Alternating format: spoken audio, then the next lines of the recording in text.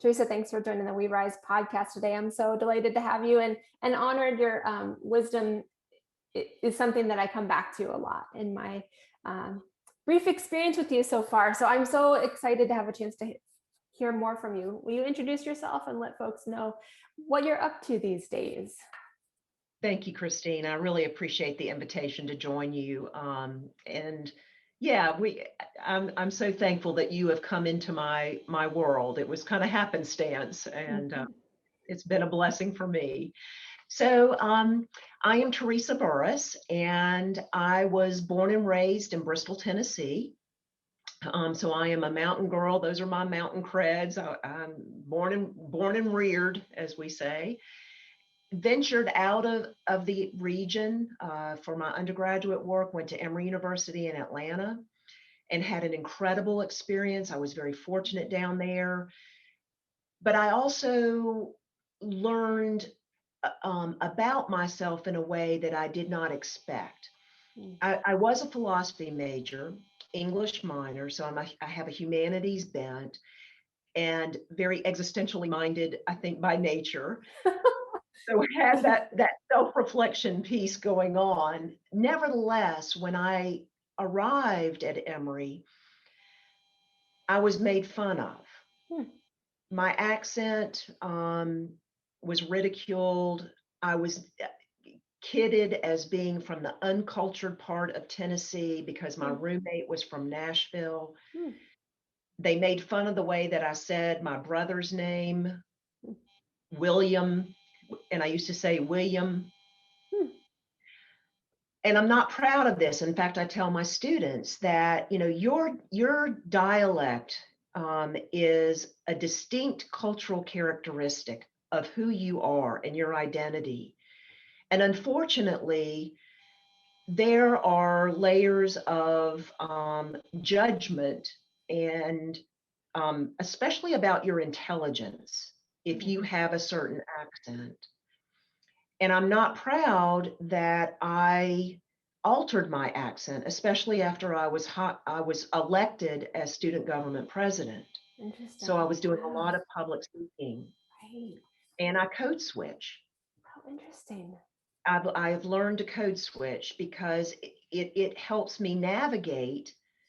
And I also I use my accent sometimes to make a point. And my husband says my accent gets stronger when I'm angry. That's true colors coming out.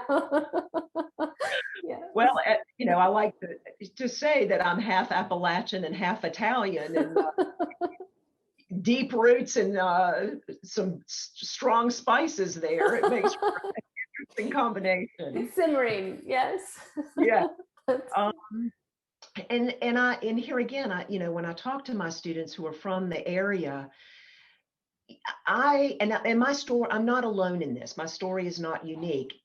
I was determined to get out of the area because I was convinced that it was going on elsewhere. There was nothing there for me, that I needed to be in the big city. So I went to Atlanta, then I went to DC, I worked on Capitol Hill, went to law school for a year up there and hated it. I was so cynical. I was living this bohemian lifestyle up there. Right. I was a bicycle courier in DC before I went to law school, which is talk about a whole underground culture. But I got homesick and I missed the mountains. And there's a character in Denise Giardina's novel, Storming Heaven, that says, he says, the mountains have a powerful pull. And they were pulling me home. And I love DC. I still love DC, and I love the energy and all the cultural, you know, the free museums and all of that. But I didn't need to live up there. I just need to visit. This is where I belong. And even I'll say, so we were living up, long story. I mean, I had two sons along the way, and gonna give you the abridged version. Decided to go back to school, and we were living up in the New River Valley, Mm. and I had a stroke Mm. in 2012. I just Wow. actually celebrated my ninth year anniversary on March 23rd. Wow. Um, and I told my husband, I said, I need to move home. Mm. I wasn't close enough, even though I was, an hour and a half, 2 hours from home, I wasn't home. Mm. So in 2013, we moved back. Now we're on the Virginia side. We're between Bristol and Abingdon. Um, we live on 123 steep wooded acres, and we're preserving the land, Mhm. um, and the fauna and the flora. So and I'm to get to who I am in Mhm. terms of my day job. I am the Mhm. director of Appalachian Studies at Radford University, the director of the Appalachian Regional and Rural Study Center, Mhm. as well as the director of academic outreach here at the Higher Ed Center in Abingdon for Radford. Great. I teach, primarily, I've been teaching graduate Appalachian Studies classes, and I teach Appalachian literature for the English department, and then I'm teaching 2 classes for a new doctoral program in education. Hmm. I teach place-based education, social and Mhm. cultural foundations of place-based education, and then a critical theories class, which I'll start this summer, which goes back to my undergraduate roots of philosophy. Right. Awesome. So what a span of exploring and returning to roots and a real signifying or turning point to bring you back to your, close to your home place. And now what you're doing in terms of bringing that deep wisdom and knowledge that you have and sharing it out with others. You know, I don't see which way you want to go with this, Theresa. That stroke must have been a really, it sounds like, turning point for you. What points of resilience would you say have been really turning points or touch points in your own life, or conversely across the region, starting to see some of the points of resilience? Well, feel free to take that either way, either personal or across the region. Where do you see points of resilience, and what does that look like? I think that, Appalachians, we pride ourselves on, and let me say, there is no one Appalachian. I don't want to be reductive here, and I don't speak for all Appalachians. Mm-hmm. I think that is something that we suffer, from from others, that we Mm-hmm. get reduced, we are essentialized. And I talk about, like, even my own children, they're boys. They're not a middle-aged woman. Mm-hmm. My younger son is biracial. Mm-hmm. So there's no one experience and no one Appalachian. Yeah. But I do think that there are some commonalities, in terms of resilience. I will say that we have endured some challenges. Like, I should start there first, because I look at the opioid epidemic in particular, Mm-hmm. where the Appalachian family as a unit has been resilient over the years. The opioid epidemic has really damaged the family unit. Mm-hmm. And here again, I was giving a presentation, um, last week. I was guest lecturing for one of my colleagues in health and human performance about the opioid epidemic in Appalachia, and talking about how Purdue Pharma targeted our region because of the blue collar jobs, hard labor, people legitimately get hurt, but lied about the addictiveness of the drug. Mm-hmm. And we have to, we have to acknowledge what exists before we can move on and become healthier. But I do see points of inspiration through, boots on the ground, people working to help with recovery efforts. I look at Dr. Sue Cantrell, who is one of my heroines. She hero. She just retired as the director of both the Lenawisco and Cumberland Plateau Health Districts. She's a physician. She was the first person in the Commonwealth to implement a harm reduction clinic needle exchange in Wise County, Virginia. Wow. Out of the whole Commonwealth. Wow. Wow. Yes. I look at the Southwest Virginia Workforce Development Board, who they're down in Russell County in Lebanon, and they got a ARC Power Grant. Mm-hmm. And they have this ropes course that it's for people who, and some colleagues and I have worked with them. This is for people who have been in recovery for a year. Mm-hmm. They work through the drug courts, which have been implemented in the state.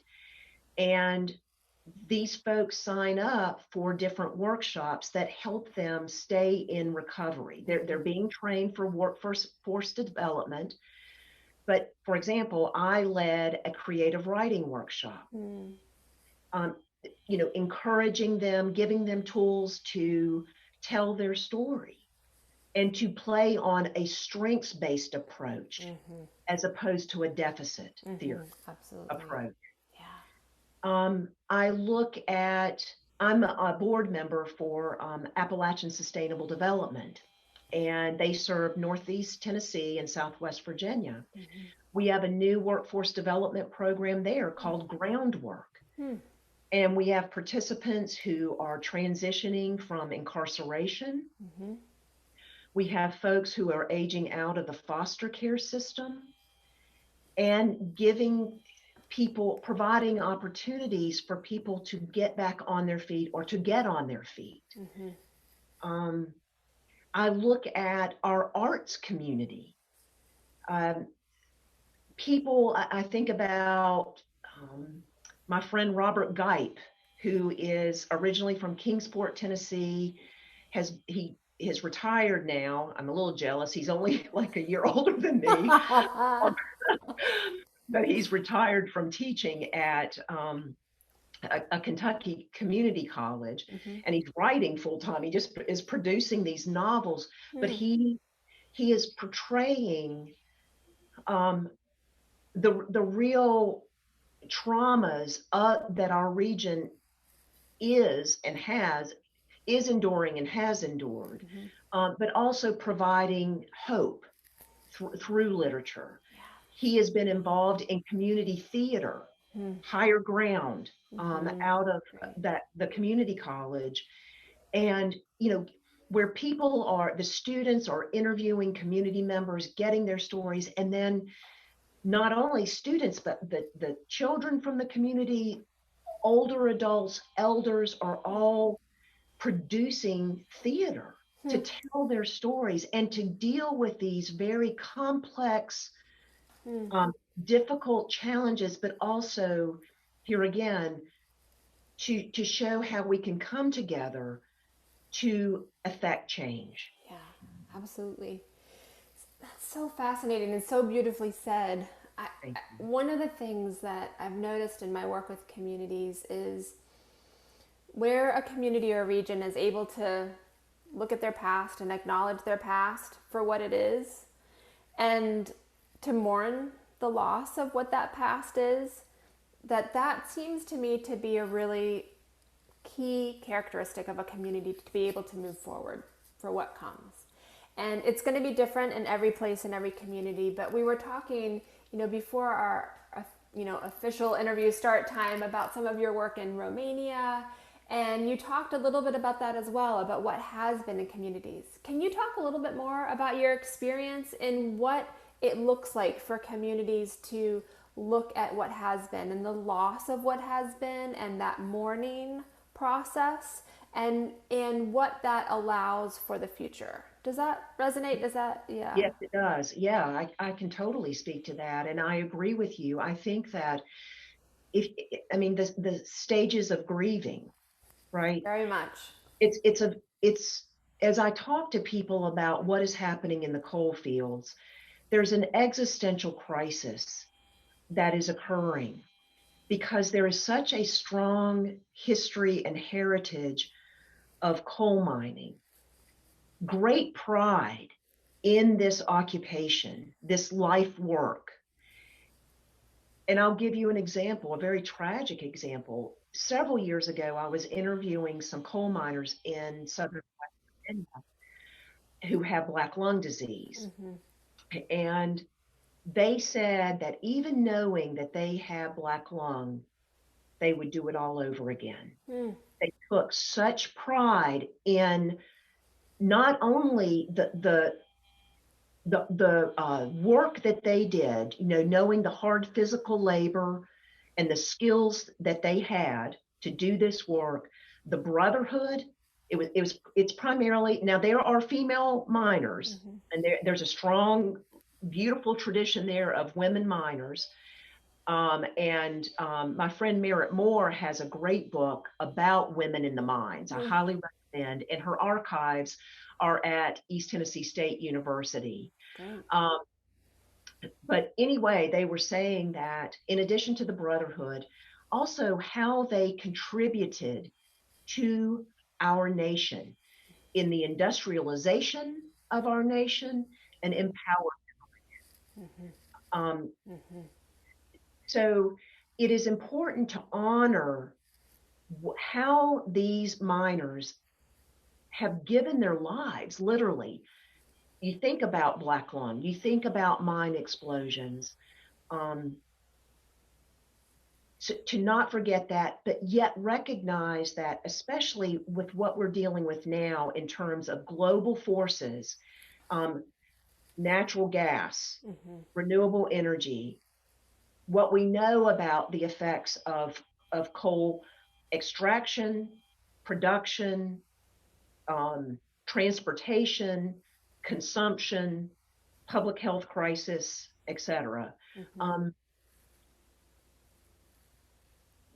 We must honor. And what I'll say is that one of my ideas to do this, and it was sparked by my application for a Fulbright teaching and research grant to Romania. I would love to see a World Coal Heritage Trail created. How neat. Because their coal extraction occurs on almost every continent. And it unites. What I think about is and this is where my scholarship in Romania comes into play, looking at how the coal communities in the Jiu Valley, it's Jiu Valley, or Valley Juli, as they say in Romania, Petrilla in particular, Petroșan, Vulcan, Lupin. Petrilla in particular, it's the first community that you come into when you come into the valley. There's no mining occurring there now.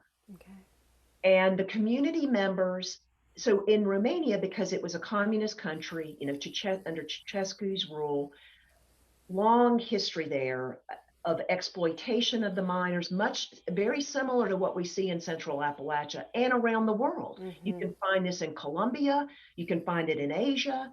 This is why I'm thinking this World Heritage Trail. But the community members are in the process of buying back the Petrilla mine. From the state, and they are converting it into an industrial heritage site. So in 2019, I was the lead U.S. organizer for the Appalachian Carpathian Mountain Conference. And we had the formal conference where the papers and presentations were delivered at Transylvania University in Brasov. And then we traveled about 4 hours due west to the Jiu Valley, and that's where our field trip was. And I had been over there in 2017 on a scouting trip, and then back in 2018 to solidify the details. So I became really close with a lot of these community members of Petrilla, former miners who are now working to protect this mine, to make it a tourist destination. They have converted this, like one of the walkways that where the miners would go. There were two. I wish I had a picture. The two um, paths and divided where the miners going into the deep mine. They're deep mines. They didn't have surface mining, and those getting off their shift. They've converted that into like an art gallery. They have opened up. When I was there, I didn't know this was happening at the field trip portion. They had opened up another portion of the mine where they had a community theater stage. I got to cut the ribbon, Barbie. Yes. That's an honor, It was right? an honor. Yeah. Eon Barbu is just an incredibly creative provocateur. I mean, he truly is an artist. He has a museum in Petrasham, but he lives in Petrilla and has been the leader in acquiring this mine where he used to work. He worked in that mine. He is catalyzed all these other community members to be a part of this. It is just so incredibly inspiring to see how they can take a very challenging situation and transition, still honor what happened, and transition into something new and beautiful that still honors what happened. I mean, Barbu talked about he has a colleague who helps him. His name is Quiche, sweetest, dearest man. And Barbu explained to me that and Quiche was a miner. He was a miner his whole life. And when they closed the Petroleum mine, he sobbed. The way of life, seeing that way Exactly. of life ending. Exactly. So to see the mine come back to life in a different, it's the phoenix rising. It's just, yeah, incredible. What an amazing story, and it seems like so amazingly forward-looking. What do you think allowed that transition to take place? You know, when you look at Barbu, if I'm saying the name correctly, Barbu, what do you think allowed and to have worked in the mine and then to say, this is something that is still ours. Let's acquire the mine. Let's create something with it. That's not something that I hear communities always express, the feeling of ownership, or this is something that we can have the agency to create change for. You know, Elizabeth Rush is an author of a beautiful book called Rising. She teaches at Brown and talks about communities and sea level rise. And she has this line that I love, that agency is the difference between trauma and transformation. And I just think it resonates so strongly for me. I get goosebumps whenever I think about it. And you know what? So I think we all have agency. It's just whether we claim it or not, or recognize it, or have a space to speak about it and make things happen. What allowed that agency to create transformation in such an amazing way in Romania, do you think?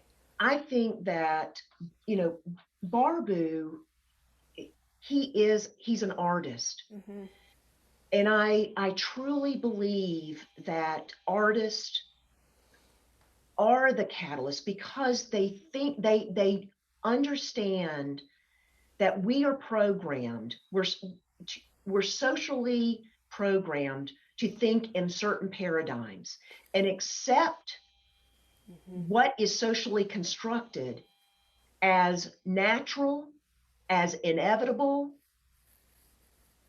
And you compound that with decades of social oppression and exploitation.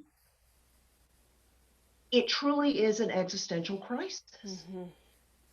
But yet there are people who can break out of that mindset, and they're very real. I don't want to negate the depression that results from that.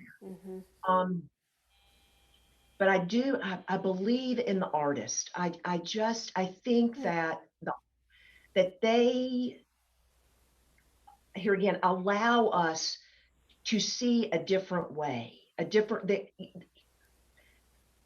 and recognize the systems that are in place to further the agendas of those in power. Mm-hmm.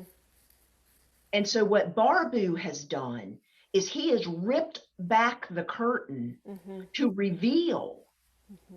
what has taken place over time, and and introduce a new way of seeing and being. Mm-hmm. And what has allowed other community members to hop on that train, to be willing to be seen and to be heard with Barbu? Is that because of relationships, or what does that look like? I think part of it is definitely relationships. I think that's the key to everything. Mm-hmm. But because Barbu was in the mines, plus he is very charismatic. Mm-hmm. He's a change agent. Mm-hmm. Truly. Mm-hmm. And he's a gadfly, which I love as well.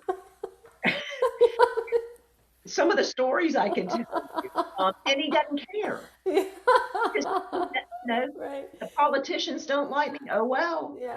Yeah, I love What it. you gonna do? Right. Just continue rolling, right? Exactly. And I'll mention there's a great documentary, Christine, called Planet Petrilla. That's about part of his journey. Great. It was released in summer of 2017. Mm-hmm. You can watch the trailer. I highly recommend it. Great. We'll make sure to include that in the show notes. So thank you Sure. for mentioning that.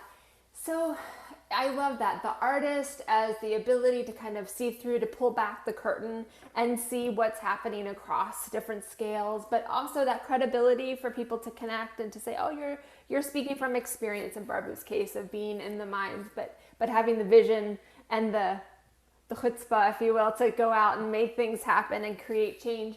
What, just thinking a little bit more broadly, and feel free to stay in Romania or bring it back to Appalachia or the States, what do you think, what are some other ways that change agents are creating change that you draw inspiration from? What else is happening in Romania that makes you really excited, or in Appalachia? What else is happening that you think is just something other folks should really know about? I'm going to bring it back home to Appalachia. Mm-hmm. I look at St. Paul. We were talking about St. Mm-hmm. Paul Mm-hmm. in Southwest Virginia. I have St. Paul envy. St. Paul, everyone talks about St. Paul. Like, what is in the water that they're drinking? Because people are on fire creating change. They are. And I think it takes a core group of people who are committed. And once that momentum gets going, others see what is possible. And so they start believing. It's a mind shift, the thinking shifts. Mm-hmm. I look at Greg and Jennifer Bailey over there, Mm-hmm. and what they are doing there and in the city of Norton.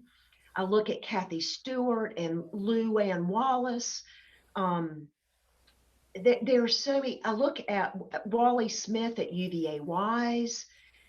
There are so many awesome people committed to that region in various capacities, whether it's elected officials, community organizers, business people, educators in the case of Wally at UVA Wise. And it takes all of us, because we all see things differently, and the multidisciplinary perspective is what allows us to see holistically. Mm-hmm. I look at, here again, I think about Dr. Cantrell from that health perspective. Mm-hmm. And going back to Gipe, Robert Gipe, one of their community theater pieces that they produced with Higher Ground was called Needlework. Mm. And it was about needle exchange. Mm-hmm. I think about the renewable energy efforts, the solar. I was fortunate to be appointed by Governor Northam to serve on the Virginia Council on Environmental Justice. Oh, great. Yes, and we had some folks from DMME, Department of Mines, Minerals, and Energy, talk to us last week at our meeting.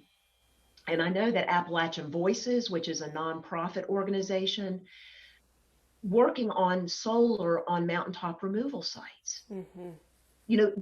So not only is that good for the environment, but it's also providing good jobs and looking at transferable skills for folks who are in the mining industry, and how do we transfer those skills into the renewable energy field.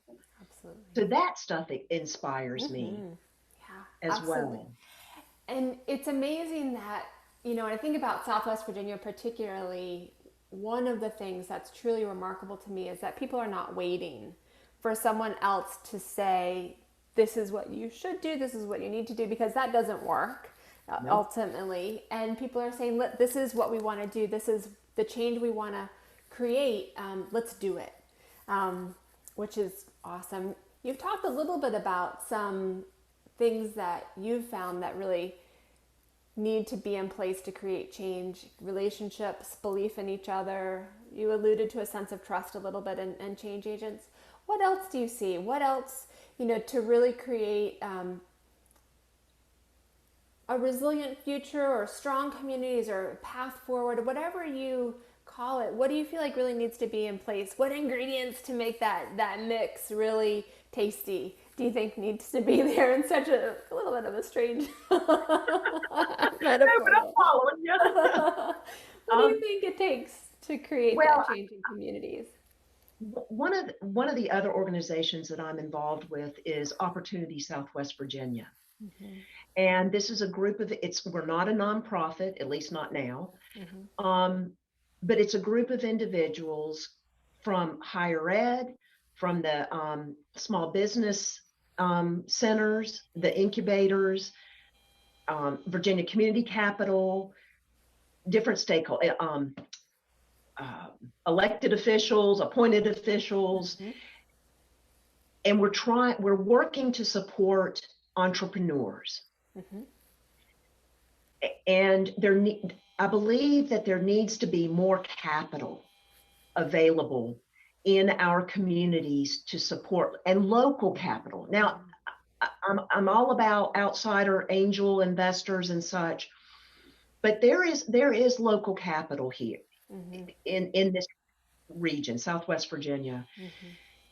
And people need to step up and support these entrepreneurial efforts, this economic diversification. I also think, Christine, that, because our public education system is based on, they get resources because of tax base. If you look at the Appalachian Regional Commission's economically distressed county map, there's a big old cluster in the coal fields that are economically distressed.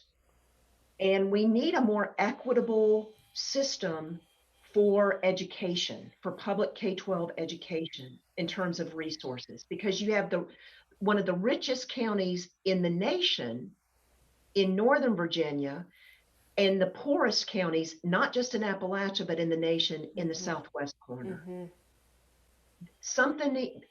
And our children are just as smart. In fact, there was a study, they outperformed on the SOLs over their northern counterparts. I read that. Yeah, I read that. But it needs to,